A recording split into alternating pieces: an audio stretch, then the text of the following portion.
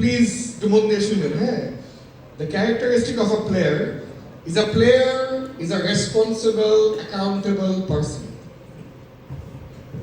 প্লেয়ারের জন্য তার দায়িত্ববোধ ওইটাই সবচেয়ে ইম্পর্টেন্ট জিনিস। It is not about incentive, bonus or salary.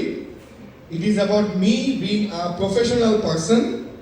আমার যে দায়িত্ব, আমার যে কর্তব্য, আমার যে KPI, ওইটা আমি আমার সর্বোচ্চ করি। আমার যদি ভালো না লাগে আমি অর্গানাইজেশন ছেড়ে দিব, তবে আমি যতদিন আছি আমি আমার সর্বোচ্চ করব। That's a player mindset. On the other hand, who the hell is the audience? Audience কোনো দায়িত্ব নিতে চায় না, দায়িত্ব দেখলেই সে পালায় যায়। এবং যেহেতু সে দায়িত্ব নিতে চায় না, তার মধ্যে দায়িত্ব বোধ কম, সেই কারণে সে ব্লেম গেম খেলে। What is a blame game? কাজটি হয়নি কেন?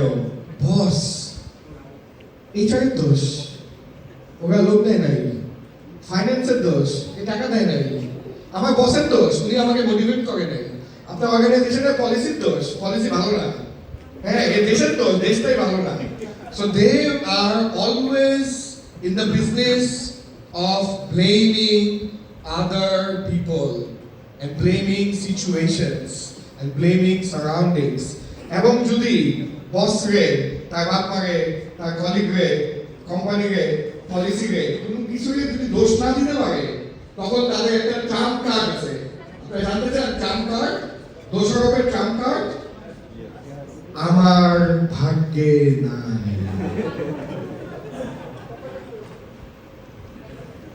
তোমার জীবনে উন্নতি হচ্ছে না কেন? আমার ভাগ্যে নাই।